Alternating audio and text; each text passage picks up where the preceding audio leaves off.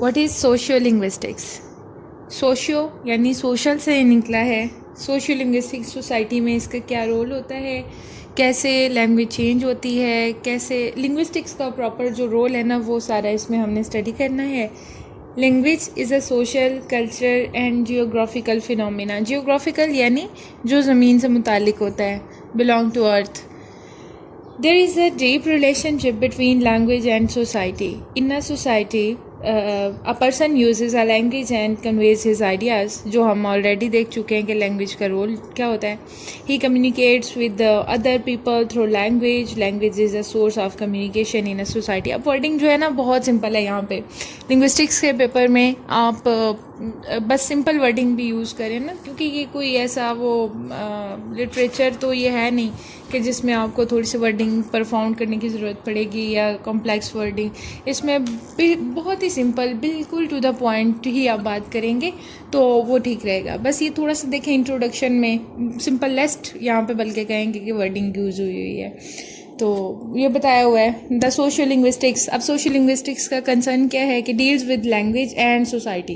दो चीज़ें हैं इसमें जो हम स्टडी करने जा रहे हैं। It is the study of speech function according to the speaker. As a linguist says it is the, ये कोटेशन के तौर पे आप डेफिनेशंस या ये कोर्स लेते हैं। It is the study of who can say what, how, using what means, to whom and Y.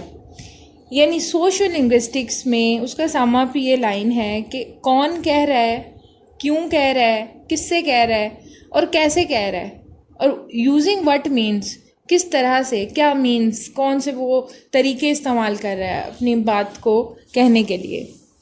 Number 1 पे है अब जी लैंग्वेज वेरिएशंस, यानी इसमें जो वेराइटीज़ हैं, जो चेंजिंग्स हैं वो क्या होती हैं।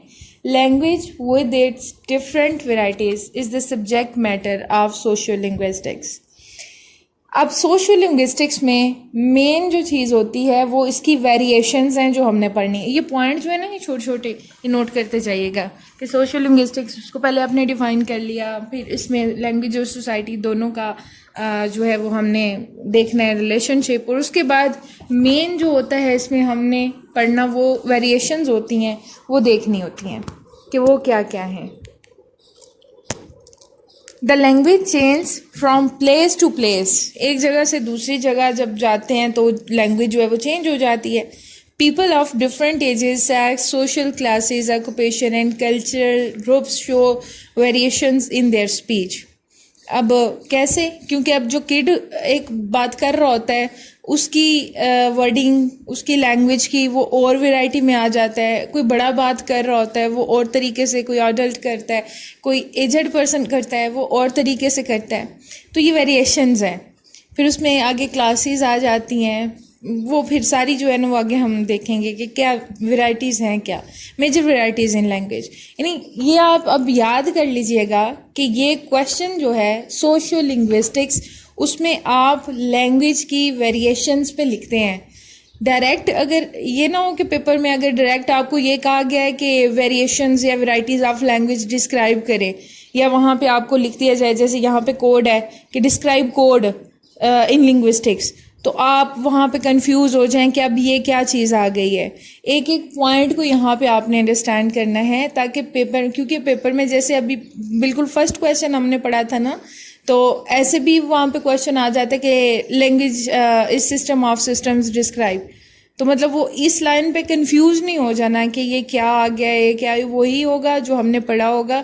बस आपने थोड़ा उसको समझना है कि पूछा क्या हुआ है, फिर उससे रेलिवेंट सारा कुछ आपने लिख देना है। तो ये वैरायटीज़ होती हैं सोशल लिंग्विस्टिक्स में जो हमने पढ़नी है, और उससे पहले आपने इंट्रोडक्शन में बता दिया कि सोशल लिंग्विस्टिक्स जो है वो बेसिकली है क्या चीज़। There are some major varieties in language which are necessary to understand for a linguist. Let's have a glimpse on them one by one. सबसे पहले है code. Code is the first variety in language. In every language, various codes are used to convey ideas. For example, in English language, alphabets are used as codes to form a sentence. ठीक है, यानी specific words होते हैं जिनको code कहा जाता है। English में अल्फ़ाबेट्स हैं, अरेबिक में अरेबिक के वर्ड्स हैं, और उर्दू में हरूफ तहज्जी हैं, ठीक है। ये जो होते हैं ये कोड होते हैं। हर लैंग्वेज में सबसे पहली चीज़ जो होती है वो उसके कोड उसको कहा जाता है। We convey our ideas through these codes as Gleason says. अब गेल्सन ने कैसे डिफाइन किया है कोड को? A code is an arbitrary prearranged set of signals, not arranged, क्योंकि ये प्री अरेंज्ड में आएगा कि ऑलरेडी जो लैंग्वेज है उसके लिए एक सेट बना लिया गया है, एक मुतय्यन कर ली गई है चीज़, और उसको अब ऑर्गेनाइज करना जो होता है वो फिर वहाँ के स्पीकर्स का काम होता है, या फिर कोई जो लैंग्वेज लर्नर है किसी भी एरिया के लैंग्वेज लर्न कर रहा है वो फिर उसको सबसे पहले कोड्स को लर्न करना पड़ता है। तो कोड की डेफिनेशन फिर आपने ये बता देनी कि arbitrary prearranged set of signals. We can say that code is major variety in language. It helps us to convey our feelings, emotions and thoughts to others. Second है इसमें dialect and sociolect. ये दोनों जो है ये क्या है, इनमें डिफरेंस होता है, वैसे बहुत स्लाइड सा डिफरेंस है, लेकिन अब हम देखेंगे कि ये क्या है। जैसे dialect क्या है, ये dialect की डेफिनेशन है। Dialect is a specific form of given language which is spoken in a certain locality or area. यानी एक साइड पे जो बोली जा रही है एक एरिया की, जैसे अब देखते हैं ना आप कि हिंदको वो एक एरिया की लैंग्वेज है, वो एबटाबाद साइड पे है, सराइकी वो मियाँ वाली साइड पे हो गई, पंजाबी लाहौर और उसके राउंड अबाउट में, फिर ये एरियाज़ होते हैं, मतलब उसमें एक स्पेसिफिक जो है वो डायलेक्ट आ जाता है, एक फॉर्म है। It shows sufficient differences from the standard of literary form of that language. People use the language in various styles and pronounce it differently from others. यानी एक तरह से जैसे आप इसको कह सकते हैं ना, डायलेक्ट एक एक्सेंट के तौर पे भी ये इसको समझा जाता है डायलेक्ट को. As in our society we listen to Punjabi, Urdu, English, Persian and Arabic languages. There are also spoken in different dialects. यानी ये मुख्तलिफ लहजों में बोली जाती हैं. अब कोई पंजाबी स्पीकर जब इंग्लिश न्यू लर्न करता है, न्यूली लर्नर होता है, या वैसे ही समझ लें कि वो उसका एक्सेंट पंजाबी है, बेसिक उसका जो एक्सेंट है वो ये है, तो वो कोई भी लैंग्वेज बोलेगा तो उसका एक्सेंट जो है ना वो नज़र आएगा कहीं ना कहीं. जो नेटिव होता है उसका एक नेचर एक फ्लुएंटली होता है, तो जो दूसरा स्पीकर होता है वो उसको अंडरस्टैंड कर जाता है कि ये नेटिव नहीं है, इसने लर्न किया हुआ है इस लैंग्वेज को. तो ये डायलैक्ट है. People adopt their dialects according to their own taste. और इसको अडॉप्ट किया जा सकता है, जैसे कोई भी लैंग्वेज जो है वो सीखी जाए तो फिर उसको अब इंग्लिश जो है उसमें डिफरेंट डायलैक्ट्स इंग्लिश में भी आ जाते हैं. यानी ब्रिटिशर्स एक्सेंट जो है वो उनका और है, अमेरिकन एक्सेंट और है, तो ये वो टेस्ट के मुताबिक मतलब जैसे वो लर्न करना चाहते हैं वो डायरेक्ट को अडॉप्ट कर सकते हैं लोग. In this way we find variety in language. But sociolect क्या होता है? सोशियोलेक्ट की एक डेफिनेशन है, is spoken by the members of a particular group of community. For example, the people of an area speak Urdu language but a group of people comes there and speak different kind of language. They understand each other and convey their ideas.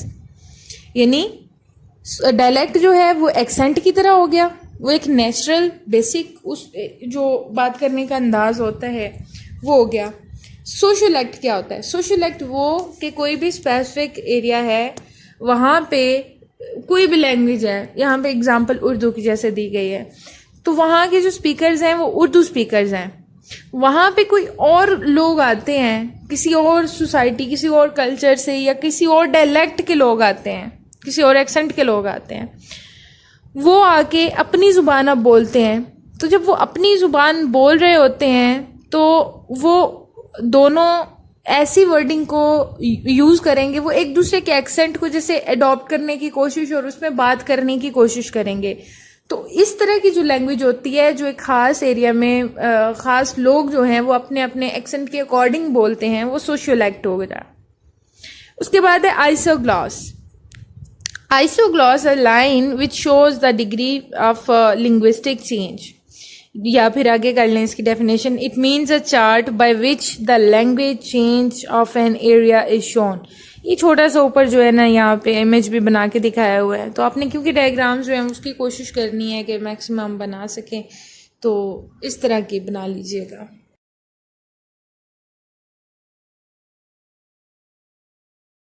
आइसोग्लॉस समझ लें कि जैसे कुछ kilometres के बाद जो है ना लैंग्वेज में चेंज आना शुरू हो जाता है। तो वो जहाँ से चेंज आना शुरू हुआ जितने किलोमीटर्स के बाद, वहाँ पे मार्क कर लिया जाता है, एक छोटा सा निशान लगा दिया जाता है और बता दिया जाता है इतने km हो गए, यहाँ पे लैंग्वेज में वैरायटी शुरू हो गई। ये होता है आइसोग्लॉस, ये चार्ट होता है, एक मैप की तरह समझ लें ये होता है। A line is used on the map which separates the areas. It helps us to differentiate features of language from one area to another. An isogloss is both beneficial and difficult to understand by the reader. Difficult इसलिए क्योंकि वो जो variety आती है ना, ये जो change आता है कुछ केएम्स के बाद, जैसे एग्जांपल ऐसे है ना कि आप जहाँ पे भी जिस एरिया में भी हैं, पाकिस्तान की अगर हम बात करें तो जो लाहौर के लोग होते हैं उनकी वर्डिंग वो जिस तरह की भी होती है। आप लाहौर से आगे जंप कर जाएं, अगर गुजरांवाला तक कर जाएं, तो वहाँ तक जाते जाते वहाँ पे आप देखेंगे कि लैंग्वेज में चेंज आ गया, फ़र्क आ गया, एक थोड़ा सा एक्सेंट भी बदल गया और लफ्ज़ भी बदल गए, उनको बोलने का अंदाज भी और वर्डिंग भी चेंज हो गई। यानी एक ही चीज़ का कोई और नाम या थोड़ा बहुत उसको जो है एक्सेंट चेंज करके बोला जाएगा। इसी तरह उससे आगे जंप करते करते सरगोदा तक अगर हम चले जाएं तो वहाँ तक पहुँचते पहुँचते लैंग्वेज जो है वो बिल्कुल और फॉर्म में हो जाती है। उसमें डायलेक्ट भी चेंज हो गया उसका, उसमें वर्डिंग भी बहुत सारी चेंज हो गई। फिर सरगोदा से आगे अगर केपीके तक चले जाएं, यानी कि बहुत एक लॉन्ग सा रूट रख लें, तो वहाँ तक जाते जाते वो फिर लैंग्वेज वही थी लेकिन चेंज होते होते होते वो एक और लैंग्वेज में कन्वर्ट हो गई, विच इज़ पश्तो। तो इसी तरह उससे आगे फिर प्रोविंस चेंज करें, बलूचिस्तान में चले जाएं, सिंध में चले जाएं, तो फिर वहाँ पे लैंग्वेज जो है वो वही लैंग्वेज थी लेकिन आहिस्ता आहिस्ता चेंज होते होते होते किलोमीटर्स बढ़ते गए तो वो लैंग्वेज जो है उसका नाम ही चेंज हो गया और उसको बोलने का अंदाज ही बिल्कुल बदल गया। तो ये होता है आइसोग्लॉस, जिसमें हम वेराइटीज़ को देखते हैं कि कितने एरिया के बाद जो है वो चेंज आया उसमें, और हर 50 km के बाद चेंज आ जाता है। अच्छा, उसके बाद देखेंगे एन आइसोग्लॉस। अच्छा, ये हो गया। Though is an easy way to show language variation from place to place, yet a reader with less knowledge can not understand properly the language variation of area. क्योंकि ये जो वहाँ के नेटिव्स होते हैं उनके लिए ईजी होता है, लेकिन जो बिल्कुल एक अननेटिव पर्सन होता है और उस लैंग्वेज को अभी लर्न भी नहीं उसने किया, तो उसके लिए थोड़ा सा इसको रीड करना, वेरिएशंस को डिटेक्ट करना मुश्किल हो जाता है। बट ईजी भी है, ईजी उनके लिए जो कि अंडरस्टैंड कर सकते हैं इस चीज़ को। उसके बाद है registers. Registers are also considered a major variety of language. They are also called stylistic functional varieties of language. In simple words, यहाँ से इसकी definition ले लीजिएगा. We can say that a person adopts various kinds of style of the same language on different occasions. यानी ज़ुबान एक ही है, language एक ही है, उसको प्रोनाउंस करने का तरीका एक ही सोसाइटी में रहते हुए मुख्तलिफ जगहों पे मुख्तलिफ तरह का हो जाता है, और ये रजिस्टर्स है। और ये हर पर्सन के साथ होता है, मतलब आप भी एक ही जगह पे रह रहे हैं, एक ही सोसाइटी है आपकी, लेकिन आप जब किसी बड़े से बात करते हैं, अपने पेरेंट्स से बात करते हैं, आपका अंदाज और होता है, किसी बच्चे से करते हैं और होता है, फ्रेंड से बात करते हुए और तरीका होता है, टीचर्स से बात करते हुए और अंदाज होता है। मतलब लैंग्वेज वही है लेकिन उसको यूज डिफरेंट तरीके से करते हैं according to that person to which you are speaking. उस पर्सन से बात करने के लिए, क्योंकि आप जो है वो फिर लैंग्वेज अपने लफ्ज़ों का चुनाव करते हैं, तो ये रजिस्टर्स होते हैं। उसके बाद है a language is spoken in a society but there will be variation in the speech function of people. A person uses the same language in different forms with different people. Here we can take the example of a professor who uses the same language in different forms on different occasions. There will be difference when a professor speaks with the students, colleagues, friends, relatives, children, shopkeeper, grocer and wife, etc. यानी वो हर एक से बात कर रहा है तो उसका अंदाज़े गुफ्तगू और है, लैंग्वेज वही है लेकिन बात करने का वो तरीका उसने बदल दिया। He uses variations in his speech style and this thing is called register. यानी it's about style. ये stylistics जो है ना वो आगे हम पढ़ेंगे, but ये language style से relevant है यहाँ पे. उसके बाद है people change their dialect of language according to situation. Similarly, when a student sits in the class, his way of speaking is different, which he uses with his friends and family members. उसके बाद है ideolect. It is also another variety of language which is used by individual speaker when he uses a language keeping in mind its pronunciation, grammar and vocabulary. It is called ideolect. ये ideolect की definition हो गई. We can also say that a dialect is made of ideolects of a group of speakers in a society. For the explanation of an ideolect, here we take an example of speaker.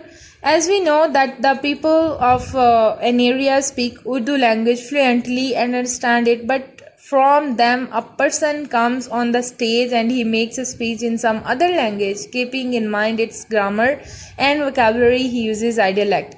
So ideolect is a very famous variety in language. जैसे English की बात करें, English जो है वो daily conversation जब हमारी होती है वो और तरह की उसमें हो जाती है, यानी कि उसमें वोकैबुलरी का कुछ लोग ख्याल करते हैं, कुछ उसकी फॉर्मेशन के अकॉर्डिंग या रूल्स के अकॉर्डिंग बोल रहे होते हैं, कुछ बस वैसे ही बोल लेते हैं, वो और चीज़ हो गई.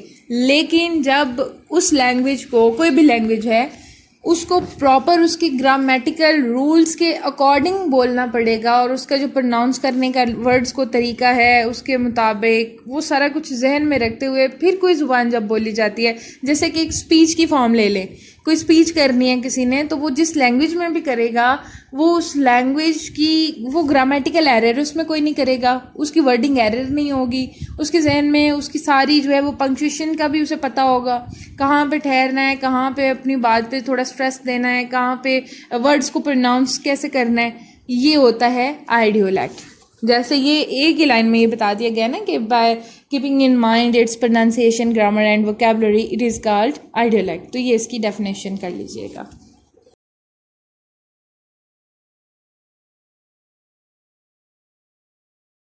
The next is diglossia. Diglossia, mixing of two languages. Diglossia means regular use of two or more dialects of languages in a community. A linguist, Ferguson, has called situation a diglossia.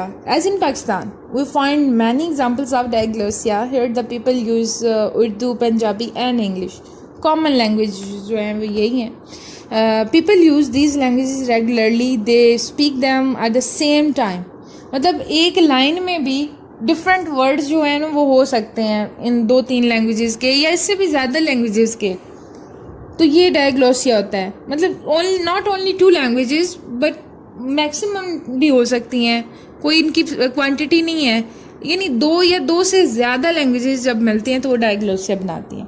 So in this way we find diglossia namely variations of language in society. People change their language on different occasions such as government, education, the law, religion and literature etcetera.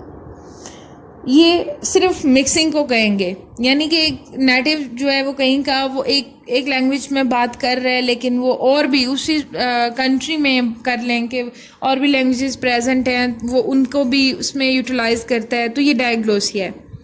पिडगिन क्या होता है?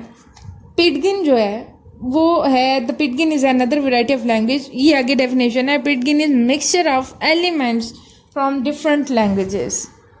Its use is usually restricted to certain groups. Pidgins are used in some parts of Asia. In simple words, we can say that suppose a person speaks English language and does not know our own language that we speak, then we take help of English and those languages which are close to English. In this way, we try to convey our idea to the other person who does not know our language. Chinese, French and Dutch are famous Pidgins in the world. मतलब ये ऐसी languages होती हैं जैसे अब ये सबसे simple example तो आपको यही मिल गई ना कि अगर कोई इंग्लिश स्पीकर यहाँ पाकिस्तान के किसी ऐसे एरिया में चला जाता है जहाँ पे कोई भी इंग्लिश स्पीकर नहीं है, बस लोगों को कुछ वर्ड्स जो हैं वो उन समझ में आते हैं, वो उनसे फैमिलियर हैं, तो वो जब कन्वर्सेशन करेंगे ऐसे पर्सन्स के साथ जो कि अपनी ही लैंग्वेज एक बोल सकते हैं और वो आपस में अंडरस्टैंड नहीं कर पा रहे एक दूसरे की लैंग्वेजेस को, तो वो ऐसा करते हैं कि वो एक दूसरे की लैंग्वेज पे फोकस करके, या उसका पता होता है कि ये कौन सी है, तो उससे बहुत जो क्लोजेस्ट लैंग्वेजेस होती हैं और ऐसे वर्ड्स होते हैं जो कि कॉमन हों दोनों में, वो ऐसी वर्डिंग बोलने की कोशिश करते हैं।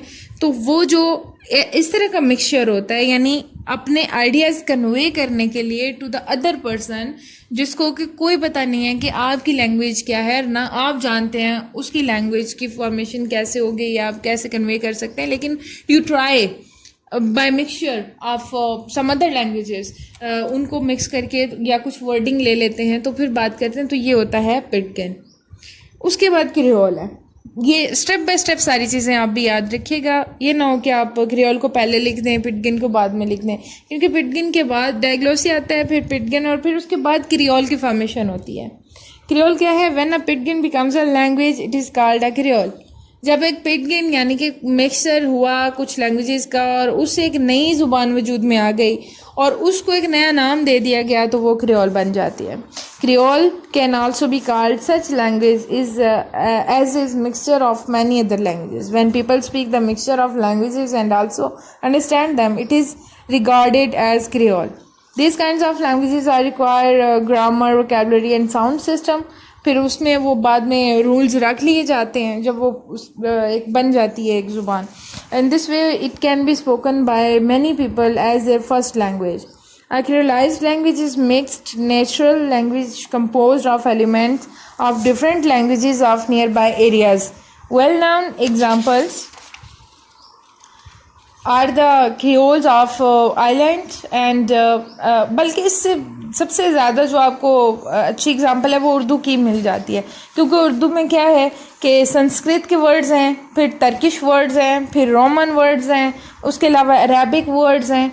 तो ये बहुत सारी ज़ुबानें, आर्या की कौम थी उनकी यानी आर्यन लैंग्वेज है उसके भी वर्ड्स हैं।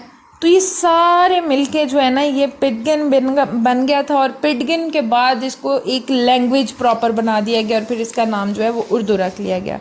बल्कि यहाँ पे भी एग्जांपल है, similarly Urdu is also a creolized language. It is also mixture of many dialects and languages.